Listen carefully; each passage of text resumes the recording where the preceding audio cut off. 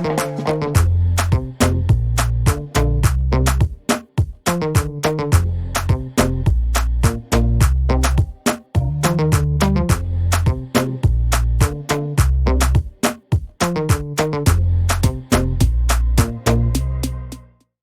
a signé au tout-puissant Mazembe. Nkoko Tonombe, je dirais, ne nous montre vraiment pas son visage qu'on a connu du côté quand il était à Vita Club. Aujourd'hui, cette équipe du tout-puissant Mazembe a des sérieux problèmes. Aujourd'hui, par exemple, si on n'a pas, si peut-être un Tchèque Fofana n'est pas là, un Fili Traoré absent, un Glody Konza est également absent, y compris Kevin Mondeko, vous allez voir que cette équipe du tout-puissant Mazembe sera presque morte, cette équipe.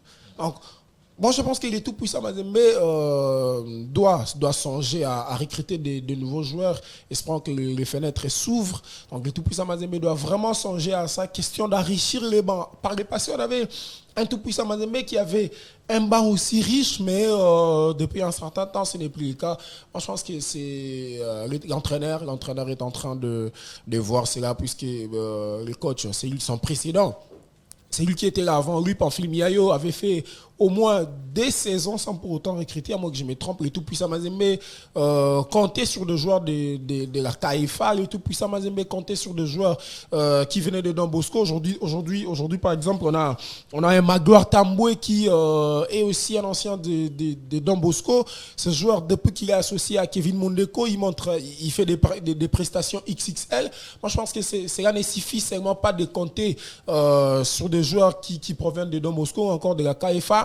Il faut aussi, je dirais, acheter des joueurs. Pourquoi pas comme le fait Al Hilal aujourd'hui. Al Hilal, bien que le tout-puissant Mazembe n'a pas assez de moyens comme Al Hilal. Aujourd'hui, Al Hilal achète des joueurs à des 1 900 000 $. Aujourd'hui, voilà, c'est ce qui d'ailleurs fait aussi la force des équipes de Al Hilal. Moi, je pense que le tout-puissant Mazembe, bien qu'ils n'ont pas de moyens pour acheter des joueurs à 1 million $, mais au pays, on a des très bons joueurs. Il suffit que le tout-puissant Mazembe ait des bons managers et des très bons détecteurs. On finira par voir des très bons joueurs rejoindre cette équipe du tout-puissant Mazembe. Ah ouais. Voilà. On finira par voir. En tout cas, parce que bientôt nous allons chuter avec ces sujets du tout-puissant Mazembe. Vous avez une minute. D'accord. Pour essayer de recadrer Jérémy. Je respecte parfaitement l'avis de Jérémy. Je suis pas totalement contre de ce qu'il a dit, mais quand même, ici, il y a des trucs que je trouve pas forcément qui va sur le rail. Je vais quand même éclairer l'opinion publique. Oui. Alors, s'il faut dire que Mazembe n'a pas suffisamment d'argent pour recruter des joueurs, là il faut suffisamment d'argent de recruter des joueurs qui coûtent 1 million $. Non, mais c'est difficile en Afrique d'acheter. Al-Ahly le fait. Non, il faut qu'on Pourquoi pas Mazembe? Al-Ahly le fait. Al-Ahly recrute des joueurs à 1 million. On n'est pas. Al-Ahly, s'ils achètent des joueurs de 1 million, vous allez constater c'est plus des joueurs qui viennent en Europe, soit des équipes qui viennent, la plupart d'entre eux qui viennent de l'Amérique du Sud, notamment les Brésiliens qui viennent aussi en Afrique du Nord. Voilà. Mazembe a misé sur un projet. Le projet, c'était quoi? C'était de dénicher des talents dans son centre de formation. Quand vous regardez tout ça dans cette équipe, il y a quand même 4, 5, 6 joueurs, je vais dire 10 joueurs qui proviennent de CAIFA, notamment BA, et ce sont des joueurs phares, ce sont des joueurs qui produisent, ce sont des joueurs qui sont impactants lors d'un match, notamment BA, notamment Likonza, etc. et tout. Alors, Mazembe, c'est un projet basé trop sur son centre de formation, chose qu'il a fait. Si Mazembe n'a pas d'argent, moi je dirais complètement faux et non.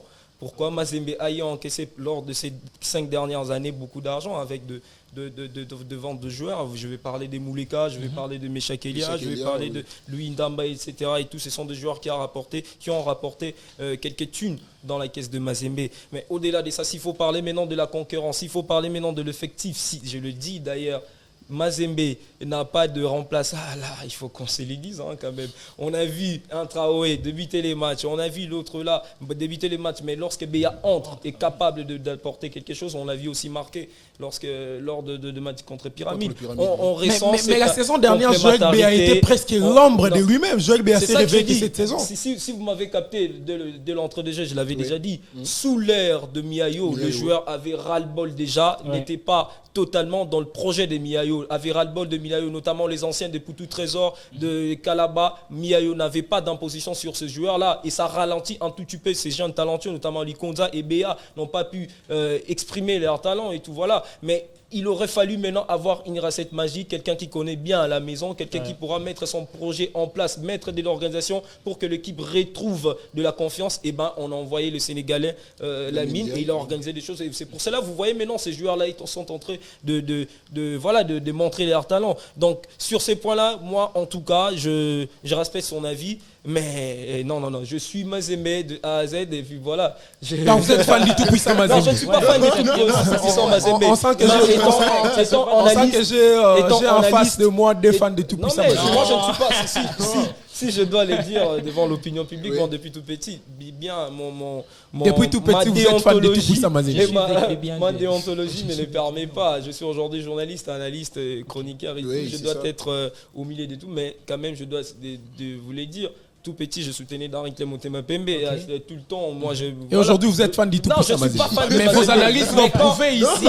Non, vos analyses sont des analyses qui sont logiques. Ce sont des analyses qui sont logiques. Mazembe a de l'argent pour recruter des joueurs, mais sauf qu'il y a maintenant un projet à respecter, c'est de concentrer sur les centres de formation. Nous étions tous là en train de parler toujours de Mazembe, si on va se souvenir. Mazembe n'avait pas des joueurs locaux, ça fait un moment où Mazembe recrutait que des étrangers, des Burkinabés, etc. Et tout. Ils venaient au club et on n'avait plus de joueurs locaux qui étaient impactants dans ces clubs-là, hormis Issama. Mais le reste là, c'était 50%, 60% de joueurs étrangers. On a reproché de Mazembe sur ce côté-là, mais Mazembe aujourd'hui a compris, il avait un centre de formation, il mise maintenant sur un centre de formation, et voilà, on a le résultat maintenant. Et les choses maintenant, il faut maintenant recruter quelques pièces qui sont importantes pour apporter leur potentialité au sein des clubs. C'est pour cela qu'on a recruté le jeune gardien aujourd'hui. Même sur les compartiments des gardiens, on a un gardien qui est fort. Et oubliez, il y a aussi Sadio. Et d'ailleurs, ce qui fait en sorte que Siadi Bagio peut-être ne va plus retrouver le terrain parce qu'Aliou Fati, à chaque fois qu'il est titularisé, il est bon. Mais Siadi aussi n'est pas du tout mauvais. Donc, si il n'est pas là, Siadi peut prendre sa place. Mais il ne faut pas oublier qu'il y a aussi un Ibrahim Koro, lui qui avait remplacé. Vous soutenez maintenant mon idée. Le gardien malien, pas forcément. Vous soutenez mon idée. Vous voyez maintenant, il soutient mon idée. Donc, il est en train de se contredire lui-même. Pas forcément. Donc, il y a des remplaçants. Si ceux-là qui sont titulaires, s'ils ne sont pas là, il y a des remplaçants qui peuvent faire le taf, qui peuvent faire le job. Voilà, là, c'est clair. Il y a des remplaçants qui peuvent... Il vient d'ailleurs de confirmer. 1-0, je le vois. Voilà, chers auditeurs, chers internautes, voilà, c'est votre mission Afro Diaspora Sport. Vous voyez ici, c'est déjà chaud. Connectez-vous sur notre page YouTube Afro Diaspora Media TV pour ne rien rater de toutes les actualités sportives du jour. Quittons le TP Mazembe pour parler cette fois-ci de la Ligue nationale de football. Nous avons tous vu le play-off. Le play-off venait de reprendre sur toute l'étendue de Kinshasa. Nous avons vu l'AS Maniema Union qui a gagné dès l'entame, qui a remporté son match par un score de 2-0. Là, je vais commencer par Jérémy. Jérémy, est-ce que cette équipe de Maniema Union confirme encore plus sa supériorité au sein de ces championnats après cette victoire face au Dauphin Noir? Mais actuellement, c'est un autre étape de la compétition qui commence. Moi, ce que je suis en train de décrire depuis un certain temps dans notre championnat, il y a des équipes mallettes. Ouais, vous voyez, il y a trop d'équipes mallettes. Aujourd'hui, on a des équipes mallettes. Attends, des équipes mallettes qui veut dire? C'est-à-dire, il y a, par exemple, je donne l'exemple parce que l'AS Vita Club n'a pas une équipe mallette durant ces playoffs. Donc, je donne l'exemple. Je prends l'AS Vita Club aujourd'hui. Oui. Donc, l'AS Vita Club, quand je parle d'une équipe mallette, c'est-à-dire l'AS Vita Club a une autre équipe qui est peut-être les Aigles du Congo. Et qu'est-ce que les Aigles du Congo fait? Les Aigles du Congo empêchent les adversaires directs de l'AS Vita Club et donnent facilement des points à l'AS Vita Club. C'est-à-dire cette équipe joue presque le rôle de d'ouvrir de l'AS Vita Club. Donc voilà, c'est ce que j'appelle. Voilà, c'est ce que j'appelle. Non, moi je n'ai pas cité Maniema Union. Je donnais l'exemple de l'AS Vita Club parce que l'AS Vita Club aujourd'hui n'a pas des clubs mallettes durant ces playoffs. Donc, moi, je pense que Maniema Union, dans le groupe B, s'était très bien comporté. D'ailleurs, ils ont pu finir premier de leur groupe. Et cette équipe avait presque écrasé tout le monde. Il a battu Vita Club, cette équipe a battu Dan Club Motema Pembe, cette équipe a battu l'OC Renaissance également. Donc, cette équipe, je dirais depuis un certain temps, Amidi Serrier, le président Amici Tangoufort, Amidi Serrier au sein de cette équipe de Maniema Union. Aujourd'hui, on a des très bons milieux de terrain. Aujourd'hui, on a des très bons attaquants. Aujourd'hui, on a un très beau gardien, mais aussi des très bons défenseurs. Aujourd'hui, avec un milieu de terrain qui est composé de Charles Noya et de Denis Moutouil, allais-je dire. Je ne vois pas l'AS Vita Club concurrencer parce que hier, moi, j'ai très bien suivi les matchs de l'AS Vita Club. Cette équipe de l'AS Vita Club, je dirais, n'a pas existé durant la deuxième période. Pourquoi cette équipe n'a pas existé durant la deuxième période? C'est parce que cette équipe n'avait pas de très bons milieux de terrain qui pouvaient être en mesure d'alimenter les attaquants. On avait cet avant-centre d'ailleurs qui le nom a échappé, qui avait marqué l'unique but de l'AS Vita Club, qui n'avait pas peut-être existé. Pourquoi? Parce que ces joueurs étaient, Piana Mozizi était orphelin. Ces joueurs étaient abandonnés parce que au milieu du terrain, on avait, je dirais, un Desimboma qui était l'ombre de lui-même. Hormis Desimboma, il y avait Sedou Poiki. Je dirais, depuis 2 ou 3 saisons, ces joueurs n'arrivent pas à montrer de quoi il est capable au sein de l'AS Vita Club. Moi, je pense que c'est cette équipe de Maniema Union. S'il faut revenir maintenant sur Maniema Union va causer beaucoup de problèmes à des équipes comme l'AS Vita Club, pourquoi pas au Saint-Éloi du Popo. Mais il faut aussi surveiller cette équipe de les Aigles du Congo. Moi, j'ai vu comment cette équipe a joué hier ici à Kinshasa. Là, nous allons venir sur nous. Voilà, et s'il faut rester seulement sur Maniema Union, moi je pense que cette équipe de Maniema Union va causer des sérieux problèmes, voire même au tout-puissant Mazembe, bien qu'aujourd'hui, le tout-puissant Mazembe est considéré comme l'intouchable aujourd'hui au vu de ce que cette équipe est en train de faire sur le plan continental. Mais moi, je vous dis ici sur cette station radio d'Afro Diaspo que cette équipe de Maniema Union va causer des sérieux problèmes à de nombreux clubs durant ces playoffs. Cette équipe de Maniema Union va causer de sérieux problèmes durant tous ces playoffs. Et donc, vous avez écouté Jérémy qui a plus insisté sur les points forts de cette équipe de l'AS Maniema Union. Est-ce que vous gardez le même avis que Jérémy ou vous avez un truc à ajouter par rapport à cette belle formation qui continue de nous surprendre? Ouais, bien évidemment, Maniema n'a pas été toujours deep dans ces championnats. Et il ne faut pas l'oublier que cette équipe s'est qualifiée déjà lors de la dernière édition, sauf qu'elle s'est fait, on va dire, on a refusé sa qualification aux interclubs par des problèmes administratifs qu'il y a eu entre la fédération et la CAF, question d'envoyer les 3 représentants de la RDC, mais ils étaient déjà qualifiés quand on regarde le contenu. Dans cette équipe-là, il y a de l'organisation déjà, comme il avait parlé, il y a surtout ces suppléments d'âme, cette galvanisation qui est dans cette équipe-là, et surtout cette structure, c'est qui vraiment m'émerveille, on va dire.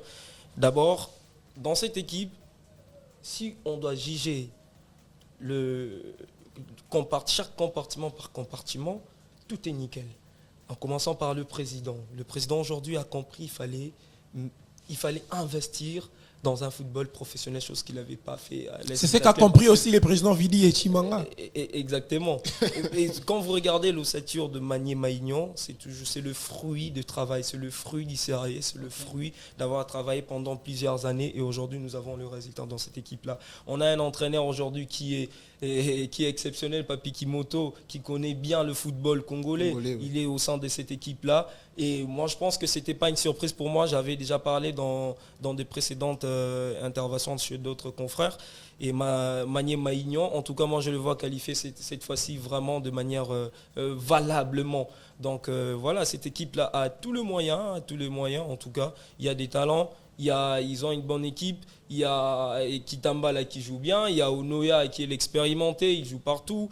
Et voilà, je suis pas surpris de la performance de cette équipe-là, en tout cas.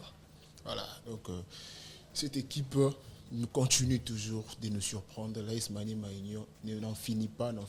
Espérons que cette équipe va garder cette cadence durant tout au long de ce play-off. Exaucé Mwimba, on a tous vu l'AS Maniema Union surprendre nous tous parce qu'on était plus habitués avec l'ASV Club, Daring Club Motema Pembe et tout, mais aujourd'hui, l'AS Maniema Union est parmi le grand du Congo aujourd'hui. Est-ce le résultat du travail abattu durant tous ces mois? Enfin, je n'en disconviens pas de ce que Enoch vient de dire et de ce que Jérémy vient de dire. Enfin, c'est une bonne équipe, ils se sont préparés, déjà ils ont mis du sérieux et voilà les résultats. Mais pour moi, je dirais que c'est juste le début. C'est juste le début encore, il y aura des surprises encore. Donc, évidemment. Les surprises, on ne manquera pas surtout. Ouais, voilà pourquoi. Mais ils sont à la tête, félicitations. Mais Maniema n'est pas une surprise. non, mais quand même, ouais, vous avez dit ce n'est que le début. Mais moi, je suis plus un peu je regarde un peu sur l'avenir. Avec la façon dont l'équipe joue. Est-ce qu'on peut espérer, c'est ça? Oui, on peut espérer. À une qualification dans des compétitions africaines? Si, on peut espérer avec Maniema Union. Déjà, ils ont un bon coach et il y a des joueurs qui sont consciencieux. Donc, avoir un bon coach ne suffit pas. Oui. Il faut aussi avoir du caractère au sein ils ont du caractère, ils ont l'organisation. On regardait dans ce groupe, la chimie partout s'impose. Ils ont quand même, tu l'as dit. Et aujourd'hui, on a que 4 places. Aujourd'hui, on a que 4 places qualificatives. Il y aura certainement le tout-puissant Mazembe. Hormis le tout-puissant Mazembe, il y aura également le Saint-Éloi Lupopo. Hormis le Saint-Éloi Lupopo, il y aura l'AS Vita Club qui viendra chercher la 3e ou 4e place. Là, c'est vous qui... je vous dis. Et hormis l'AS Vita Club, il y aura Maniema Union, comme vous venez de le dire. C'est Jérémy qui vient de prédire l'avenir. Hein. Exactement. C'est une prédiction. Là, c'est pas prédire. On fait face déjà à un championnat qui est corsé, qui est vraiment amplement discuté. On l'a d'ailleurs constaté. Il y a toutes les équipes sont galvanisées, sont déterminées à finir parmi les 3 premiers. Et moi, je crois que s'il faut dire, il y a eu des équipes qui ont déjà parlé, qui ont déjà dit vous allez perdre 2 points lorsqu'on va jouer à domicile, notamment Lupopo dont il me parle maintenant. Précédemment, Lupopo a dit qu'il ne va pas lâcher même 2 points sur son terrain. Mais on a vu Lupopo être tenu en échec par Don Bosco, un but partout. Il s'est procuré des occasions. Hélas, ils n'ont pas su gagner ces matchs-là. Donc vous voyez encore Maniema qui s'impose 2-0. Vous avez vu encore hier au stade de Martyr avec Lac. Le Lac, ils ont mis l'AS Vita Club en difficulté et d'ailleurs, ils auraient pu s'imposer. Ni était l'arbitre du match. Les aides du Congo, on n'est pas toute l'équipe de l'AS Vita Club. Je comprends que vous êtes sur ce point. Nous allons revenir. Vous voyez à tel point. Avec vous voyez à tel point ces championnats est corsé, ces championnats est vraiment rude et on va assister vraiment à un bon championnat. Mais sinon, en termes de l'organisation, s'il faut nous faire revivre vraiment ces championnats, c'est ce que nous voulons voir, du plaisir, nous voulons voir vraiment du spectacle dans ces championnats. Il faut revoir aussi les côtés d'organisation, il faut qu'on se les dise. On a maintenant un championnat qui n'est pas sponsorisé, on a des arriérés salariales partout, notamment les arbitres qui ne sont pas payés. Ils ont vraiment un retard salarial qui est vraiment très avancé, conséquent. Et d'ailleurs, il y a un de nos aînés, l'a parlé, Eddie Kankou, dont je salue à passant. Il avait écrit un article qui démontre que la gestion de l'INAFOOT a une dette de près de $50 000 à payer aux arbitres. Et d'ailleurs, chose qui peut aussi influencer le bon déroulement de ces championnats. D'ailleurs, on l'a ressenti lors de matchs l'AS Vita Club et là, on a estimé un péno qui n'était pas du tout valable. Mais on a mis péno. Et donc vous voyez, il y a eu aussi des erreurs après le match Lupopo contre Don Bosco. Il y a eu des altercations, il y a eu des embrouilles après le match. Les supporters avaient ras-le-bol, les supporters ont manifesté leur mécontentement sur l'arbitrage de cet arbitre-là. Donc on constate justement, ça peut être aussi un facteur qui pourrait nuire, qui pourrait pas aider le bon fonctionnement de ces championnats. Et donc voilà, il faut les dire aussi. Et surtout le respect de calendrier. Non, là on a Mazembe c'est la seule équipe qui joue l'Interclub. Il ne faut pas qu'ils nous ramènent aussi des histoires. Nous, on joue l'Interclub, c'est pas jouer la foot. Comme on le sait très bien, il y a des équipes qui ont boycotté le respect des calendriers sous prétexte qu'ils jouent l'interclub. On en a vu, l'AS Vita Club avait un match samedi en interclub, ils refusent de jouer le match de jeudi ou soit de mercredi de l'UNAFoot. Donc il faut maintenant avoir des décisions drastiques, des décisions vraiment sévères pour le respect des calendriers et aussi régulariser les problèmes de tous ces retards salariales des arbitres. Surtout ça. Vous savez, les arbitres aujourd'hui, après les matchs, vous imaginez, ils touchent $10 à chacun pour le transport. Mais ces $10 là aussi est payé difficilement. Il y a encore des aérés, il y a encore de retard dans les 35, y compris aussi dans les $35 qu'un arbitre doit toucher par match. Baso foot à péga raté.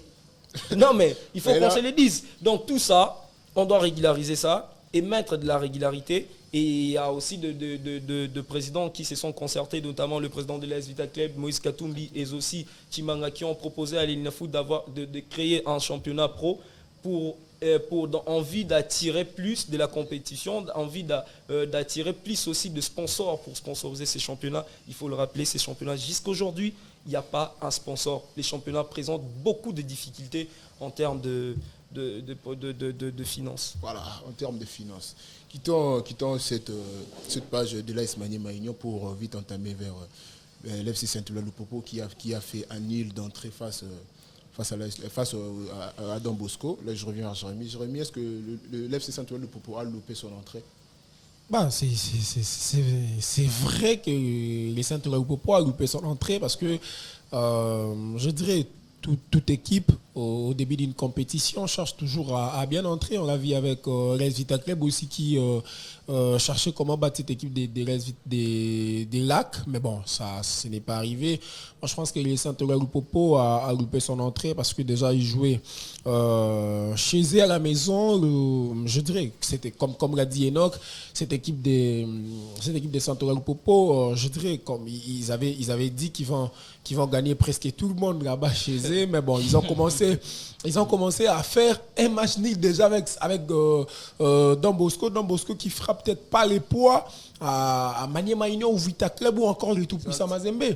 Donc, et ça prouve à suffisance que si Mazembe va là-bas, ça sera peut-être difficile pour cette équipe des Saint-Ouen-Lupopo de s'en sortir. Moi, je pense que ces joueurs doivent enlever cette idée de jouer les matchs en avance. Donc, les matchs se jouent sur terrain. Et une rencontre de football à 3 résultats. Il y a la victoire, les matchs nuls et puis la défaite. Non, c'est-à-dire, on ne peut pas dire aujourd'hui que voilà, nous allons gagner tous les matchs durant le play-off. Non.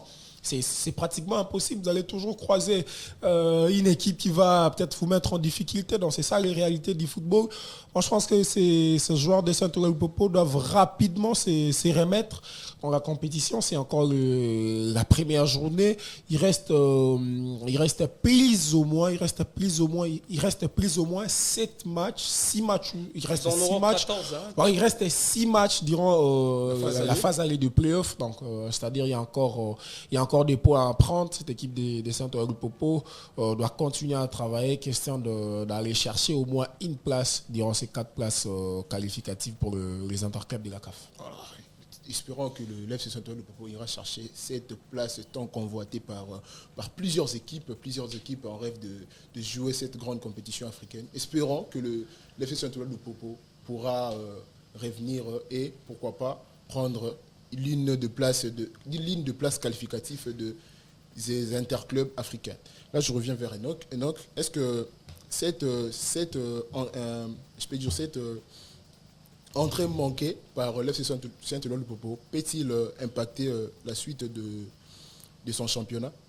Ouais, bien évidemment, ça peut impacter, mais comme ils sont des compétiteurs, ce sont des joueurs professionnels, ils ont un entraîneur qui connaît le football, ils peuvent se ressaisir et rien aussi empêche que la bonne continuité de ces playoffs. Mais ils doivent comprendre qu'ils sont devant, ils sont dans un championnat qui est rude, qui est vraiment corsé, je dois le dire. Mais moi, au départ, j'avais placé Lupopo parmi les 3 premiers, d'après ce que je vis lors de ces matchs-là. Il y a une petite crainte. Je crois qu'ils doivent s'améliorer sur la lucidité dans le dernier geste, dans les dernières occasions, puisqu'ils se procurent des occasions, mais il y a eu problème de réalisme dans cette équipe-là. Ils circulent bien le ballon. Ils ont mis Don Bosco dans le dur tout au long de ces matchs. Don Bosco avait vraiment du mal à s'imposer lors de la première période et aussi dans la deuxième période.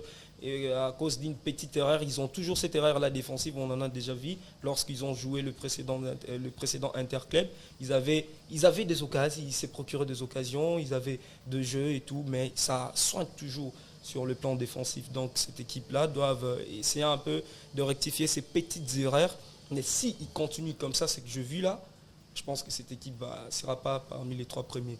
Voilà, avec tout ce qu'on voit, selon Enoch, cette équipe ne sera pas parmi les 3 premiers. Là, je viens voir Exaucé. Nous avons vu aujourd'hui les CFC Saint-Ouen de Popo est déjà parmi le grand club. Parmi l'un des grands clubs de la République démocratique du Congo. Mais avec cette entrée manquée, est-ce que le FC Saint-Ouen de Popo peut remonter la tête et pourquoi pas faire encore mieux au match qui se suit? Comme Jérémy vient de le dire, nous avons notre propre façon de parler en disant que balle est engatée. Ce que tu peux dire, et ce n'est pas ce qui va se passer en réalité sur le terrain. Vous voyez, ils ont déjà eu à trop commenter, à trop parler. Ils ont déjà eu à trop commenter, à trop parler. Voilà pourquoi. Donc c'est un peu ça. Je suis comme le coach de la Guinée lors de la CAN, Diarra. Kaba Diarra, comme il a dit qu'il va renvoyer la RDC. On ne chante pas la victoire avant la guerre. Donc, comme il a dit qu'il va renvoyer la RDC avec leur chicotte, et voilà ce qui s'est passé au terrain. Et donc, c'est un peu ça. Donc, les joueurs doivent rester motivés, même voir l'équipe. Et ils doivent être concentrés, ne pas trop parler. Donc, aller sur le terrain et bien jouer. Mais ils ont de potentiel. Je voudrais vraiment marteler là-dessus. Le Popo a une très bonne équipe. Il y a vraiment de talent. Ouais. Quand vous regardez la circulation de ballon, leur fond de jeu, c'est justement en ballon. Vous voyez, c'est convaincant en termes de ce qu'ils produisent. Donc, mais quelle est cette justesse? Qu'est-ce qui manque? C'est ça. C'est cette inefficacité dans le but. Donc la réalisation. Voilà la réalisation. Ouais. Ils ne parviennent pas. Ni Tété, le coup de pied arrêté le coup de pied arrêté magique de l'ancien DTP Mazembe, Kabangou. Mais il y avait des occasions dans ces matchs-là. Je me suis dit, comment est-ce possible? Donc ce sont les mêmes erreurs qui se répètent pendant qu'ils étaient dans l'interclub. Ils ont foutu la même erreur, quoi. Vous avez vu? Donc je crois que si cette équipe ne rectifie pas sa défense, puisqu'ils se projettent trop en attaque, mais ils oublient derrière. C'est pour cela qu'ils se sont donné un claque dans le derrière, je vais dire, excusez-moi le terme.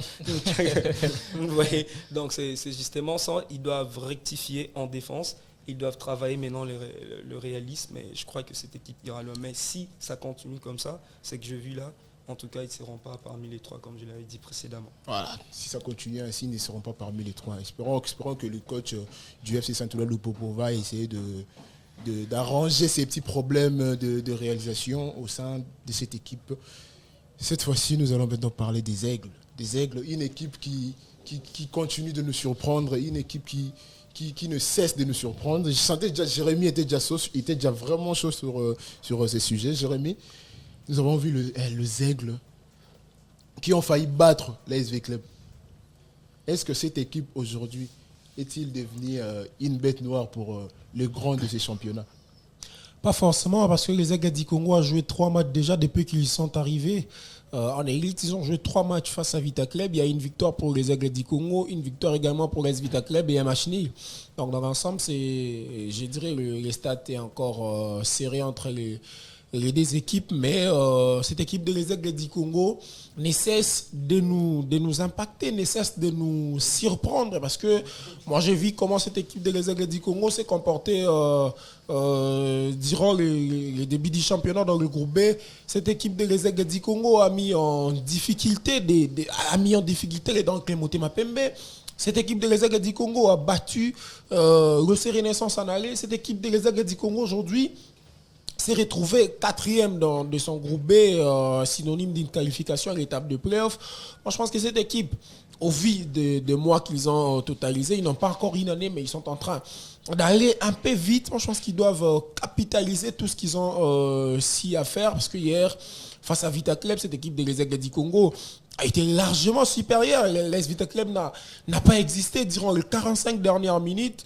Regardez, c'est un période, cette équipe de l'AS Vita Club faisait que défendre, surtout qu'avec...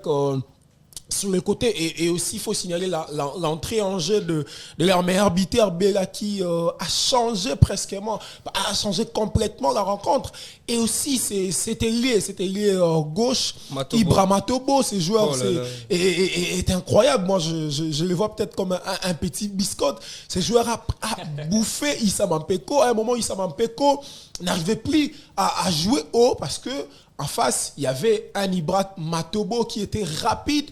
Voilà, et moi je pense que c'est qui manque un tout petit peu à ces joueurs, c'est aussi les physiques. Ces joueurs doivent travailler encore son côté physique parce qu'à un moment, quand les joueurs de l'AS Vita Club avaient compris, on avait constaté que des joueurs comme Ikanga Lombo réussissaient à confixer les ballons facilement à ces joueurs Ibra Matobo.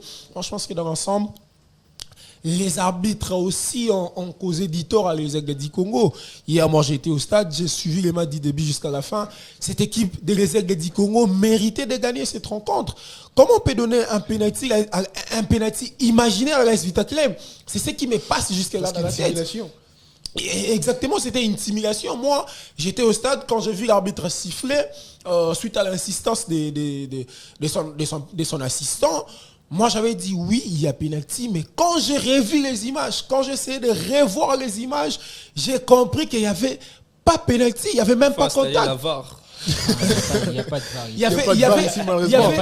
Mais il y avait même pas contact. Il n'y avait pas contact.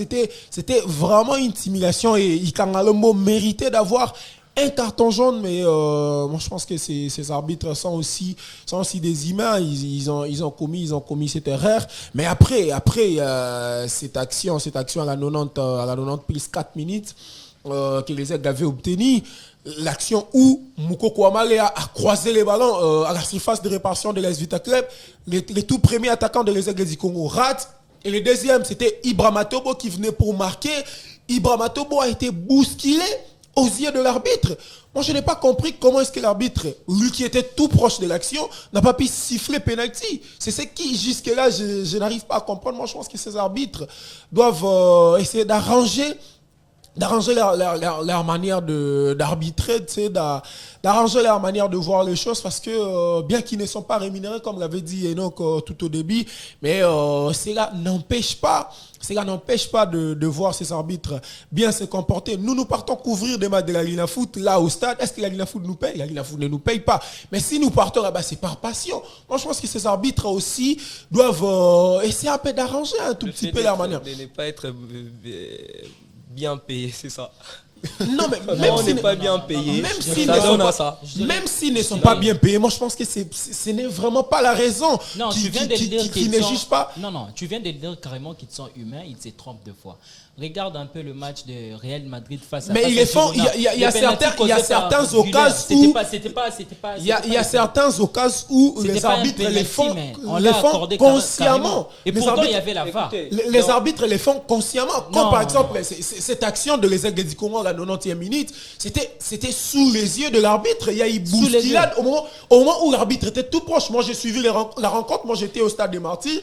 J'ai suivi cette rencontre du début jusqu'à la fin. Moi je pense que oui, comme l'occasion du penalty qu'avait obtenu l'AS Vita Club, on peut dire que l'arbitre s'était trompé parce que il y avait l'assistant qui avait insisté, qui avait faute. Moi je pense que l'arbitre s'était trompé. Mais pour les Aigles du Congo, moi je pense que l'arbitre s'était pas trompé parce qu'il était tout proche. Il était tout proche. Il était vraiment tout proche de l'action. Il a très bien vu qu'il y avait bousculade. Mais bon, on sait comment ces arbitres fonctionnent. On sait comment ces arbitres toujours sur les Aigles. Est-ce que cette équipe peut nous surprendre durant ces playoffs? Mais cette équipe aujourd'hui garde toujours son statut d'un outsider. Cette équipe va essayer, comme le président Vidi Chimanga l'avait dit lors de la conférence de presse qu'ils avaient obtenu ici, fait ici à Kinshasa.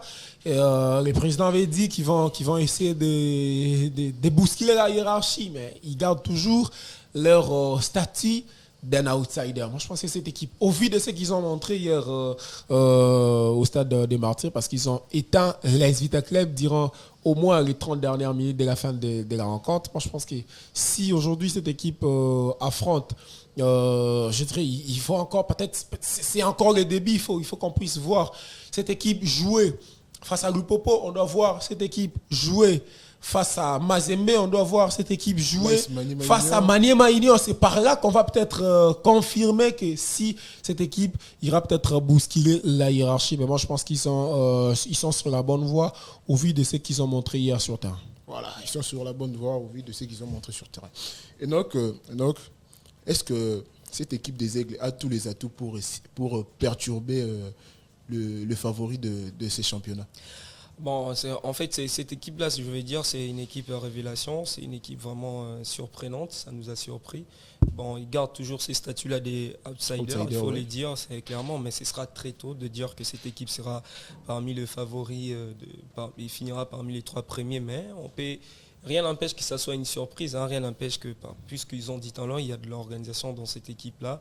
Ils ont maintenant, pour moi, c'est mon avis, je vais dire ça, c'est la première équipe aujourd'hui qui est structurée ici à Kinshasa. Okay. Une équipe qui respecte vraiment les normes professionnelles, les normes internationales, je vais dire, excusez-moi, puisque ce n'est pas ce que l'AS Vita Club nous propose, ce n'est pas ce que Imana nous propose, où il y a des gens qui proposent des projets, mais ils sont contredits, ils sont contrecarrés par plusieurs personnes qui n'ont même pas une autorité conséquente dans cette équipe-là.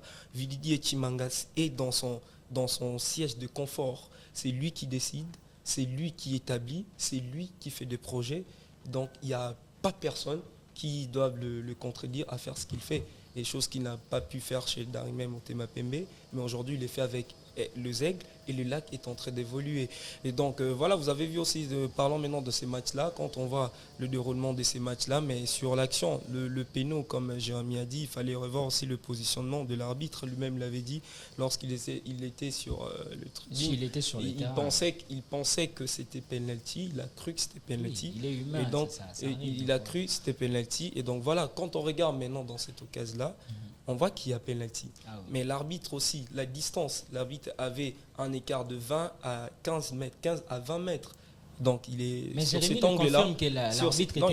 Il n'était pas du tout très proche. Okay. Puisque cette action-là s'est déroulée dans le petit carré. Donc l'arbitre était à l'extérieur du carré. Donc 15 à 20 mètres estimatifs. C'est normal. Donc c'est normal. Et le positionnement aussi de joueurs, ça peut influencer qu'il y ait péno, mais sauf qu'on n'a pas la VAR, on n'a pas le matériel qu'il faut pour la technologie. On n'a pas, c'est pour cela on a accordé un péno qui n'était pas du tout valable. Mais cette équipe de Lac, en tout cas, ils ont du talent, ils ont maintenant de nouveaux recrues, ils ont des jeunes qui sont talentueux, qui viennent à peine de connaître ces championnats. Matobo, on l'a vu, c'est un joueur qui est virevoltant, un joueur qui met tous ses... il fout la misère de défenseurs adverses et tout. Et il y a maintenant des expérimentés, notamment comme Mukoko Amale, qui intègrent cette formation. Je crois qu'il y a quand même de la chimie qui s'est créée. Il y a maintenant de l'osmose dans cette équipe-là. De bon augure pour la suite s'ils continuent comme ça. Je crois qu'ils seront quand même, ils vont nous surprendre. Il ne faut pas oublier, il y aura une surprise dans ces championnats. Voilà, ça ne manque jamais, c'est le football. Dans le football, il faut s'attendre à tout, il faut s'attendre à des surprises, donc ça ne manque jamais, exaucé. Est-ce que cette équipe peut bousculer hiérarchie comme l'avait dit son président? Ah oui, pourquoi pas. Déjà, ils ont eu à recruter de bons Aujourd'hui, on le voit avec Gérone, avec le championnat espagnol. Ouais.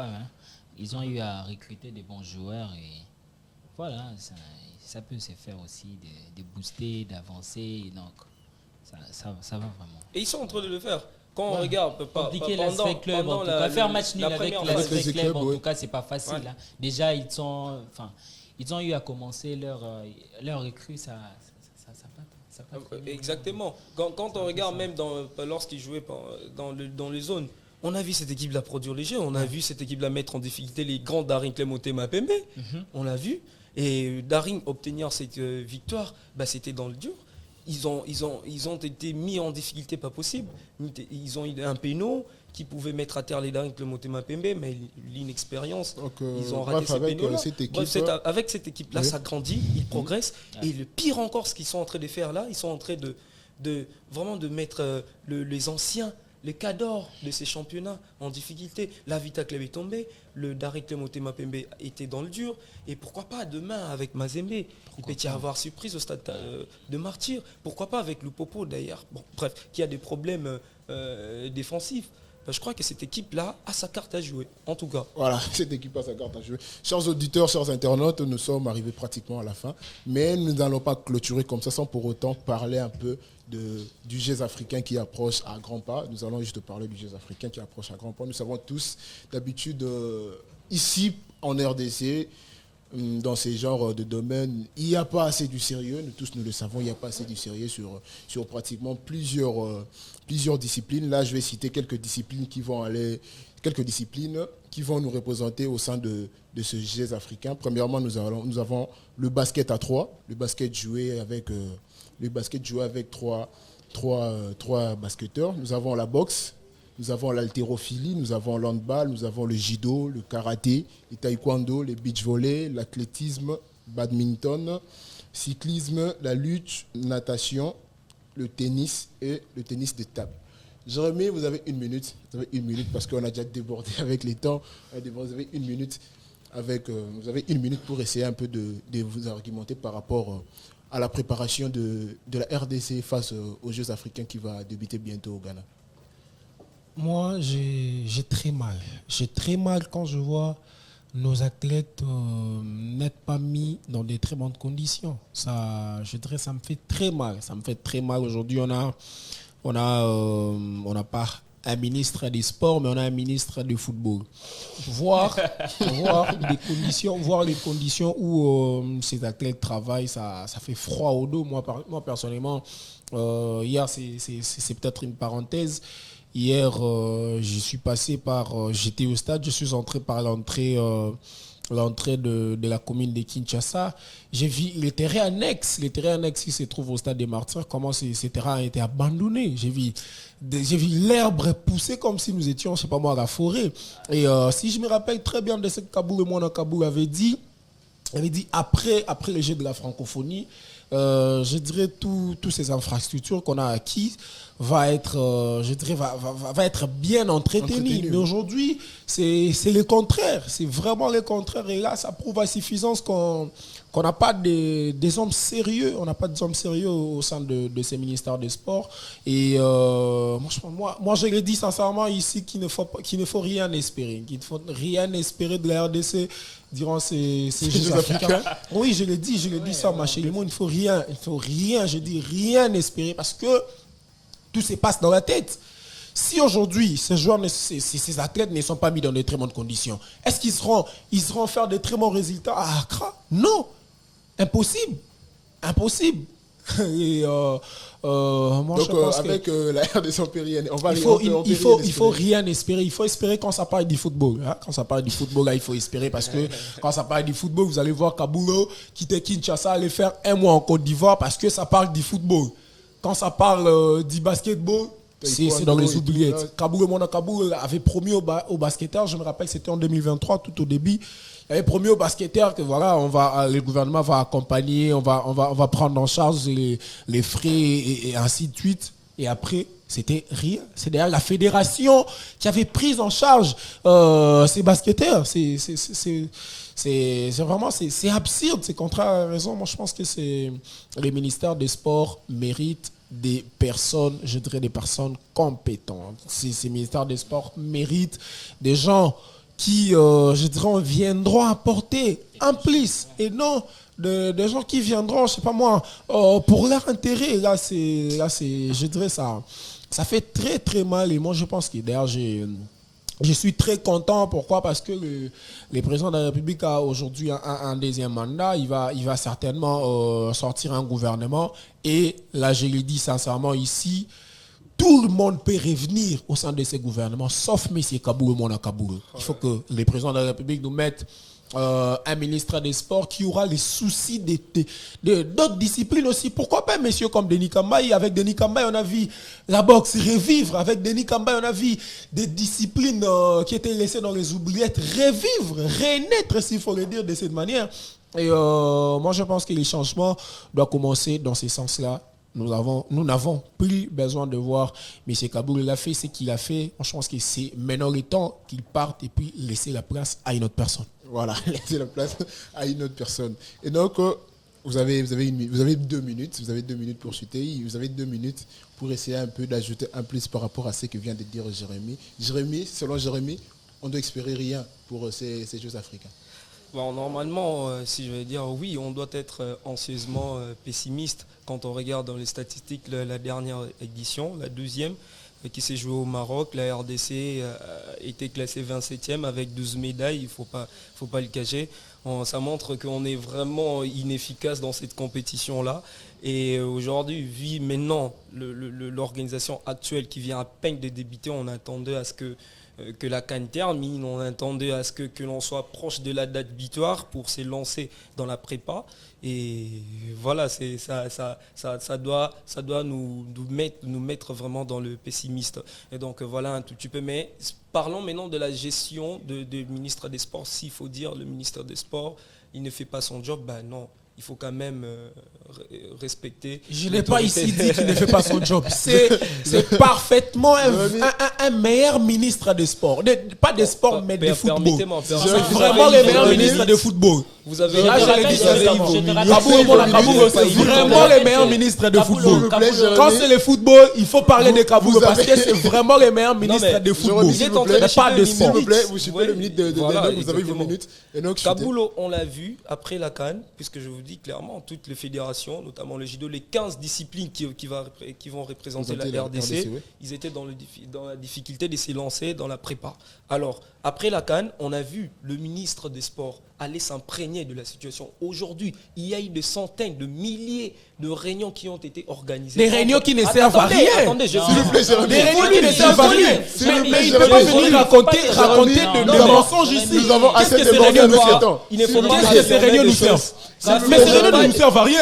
Il a fait pareil avec les basketteurs. Kaboul avait promis aux basketteurs, le gouvernement va vous soutenir. Les argumentations. Vous avez pris votre temps, s'il vous plaît. Laissez Enoch finir, s'il vous plaît. Mais il faut me s'il vous plaît. S'il vous plaît. Ces réunions ne servent à rien. On a compris qu'il est venu défendre Kaboul. Je ne cesserai jamais de dire que Kaboul c'est vraiment le meilleur ministre de football. Merci Jérémy. On est analyste. Je comprends, on vous a interrompu, mais s'il vous plaît. On est analyste, on est en train d'analyser. J'ai l'impression, je suis à Goma, il faut me sécuriser. Alors, on a vu, il s'est lancé directement, il s'est imprégné de la situation. On a vu de réunions entre le comité olympique et le ministre des Sports, Amos Mbayo et les autres, Badiachil et tout consort. Ils se sont concertés pour voir comment bien préparer cette compétition. Oui. On a vu d'ailleurs récemment, le dimanche dernier, au stade de Martyrs, le Léopard Basketball, le ministre était là présent. Il a donné un centre d'entraînement où le Léopard vont s'entraîner. Le ministre des Sports, aujourd'hui, a dit aux dirigeants, aux autorités de cette fédération de la FEBACO que... Et donc, vous avez dit que Kaboul a donné... S'il vous plaît, exaucez, s'il vous plaît, vous aurez le temps. Il vous reste 10 secondes, chutez.